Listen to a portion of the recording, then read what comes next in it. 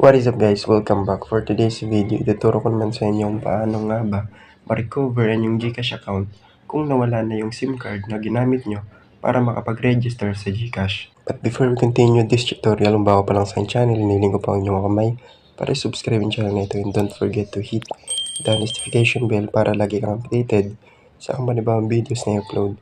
And without further ado, let's get started. So gagawin lang natin is pupunta tayo sa Chrome or any browser na available sa inyong mga phone. Then search lang natin yung GCash Help Center. Then punta tayo sa GCash Help Center. Then punta tayo sa your account. Then dito account security. Then punta tayo sa account secure. Dito sa account secure, scroll down lang tayo hanggang makita natin yung